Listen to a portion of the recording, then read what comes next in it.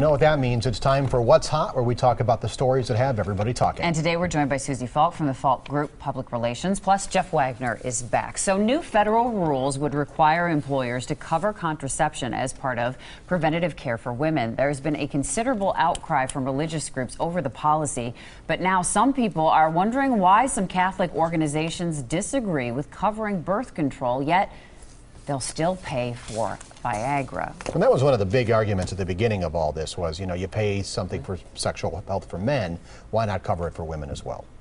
Well, I guess I think it's a dumb argument. I mean, you cover mammograms for women. Men don't have mammograms as a general rule. I mean, the birth control, agree with it or disagree with it, I mean, the birth control is against the teaching of the church.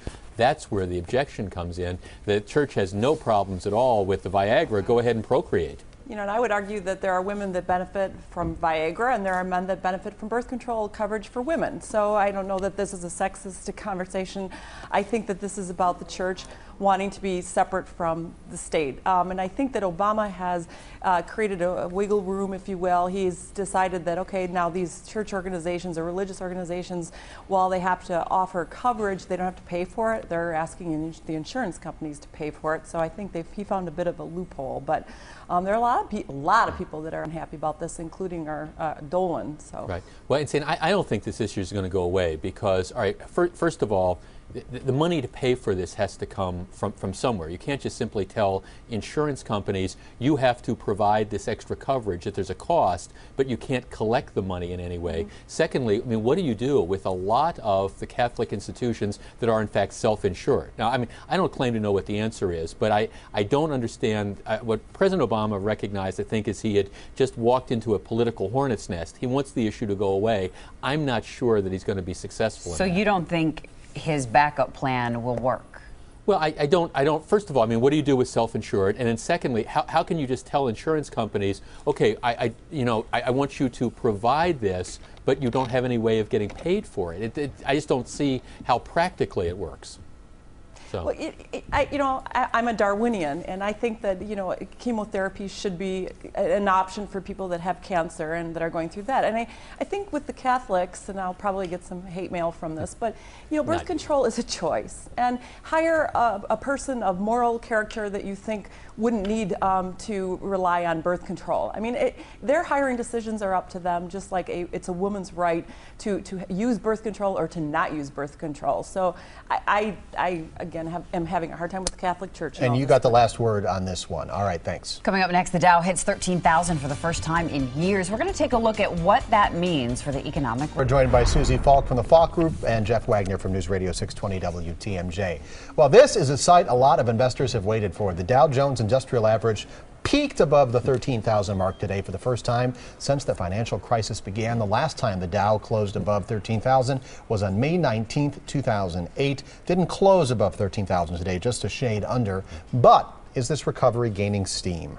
Yeah, it teased us. I think things are starting to turn around. I mean, the big variable continues to be Europe, which is a mess. I mean, that's, you know, every day you pick up the news, what's going on with Greece, what's going on with Ireland, and that's because it's not just the domestic recovery now. You know, we're dealing with a worldwide thing, but how can you not look at a 13,000 Dow, even though the NASDAQ and also the S&P is probably a little better indicator. Still, it's good news. It's good news. It's good news. You know, I made a note about this on my social site today, that when I took out a business loan 4 years ago to launch the Falk Group, it was at 13,000 or 14,000, and it dove down right after that, and the fall was hideous, and it got down to 6 something, and it's been a really horrible 3-some years.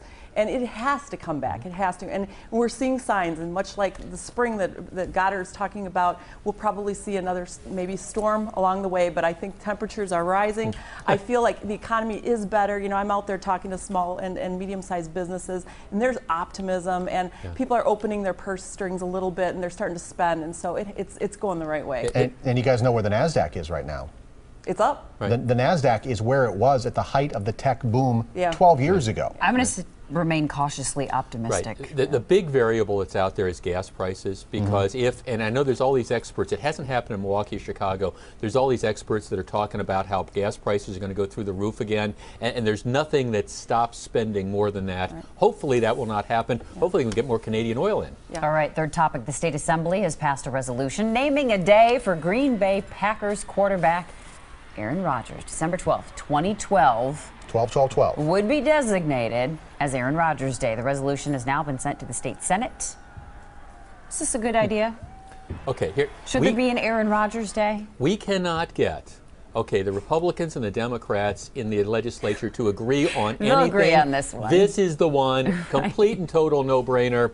Anything Packers is a winner. You bet. 12-12-12 works for me. Agreed. Yes. Yeah. Jeff, again, we agree. Yeah. Well, when it comes to the Packers, this is that type of thing. And again, it's it's one of those types of things. You look at the way collectively, whatever our disagreements are, you come together in Wisconsin around the Packers. Right. We're all Packers fans, at least most of us are. And you know Packers what? Another hero in the state is Ryan Braun. And my fingers are crossed, and I hope that there is a Ryan Braun Day. And we're waiting for the news on that front. But we love our heroes, our sports heroes, and I say go Aaron Rodgers. There should be Aaron Rodgers Day. I think it would be nice to see the two sides come together over this, because we need a little goodwill, good feeling in the state these days. Agreed. It's a sign of how much lawmakers fear the Packers. They don't want to vote against anything Packers related.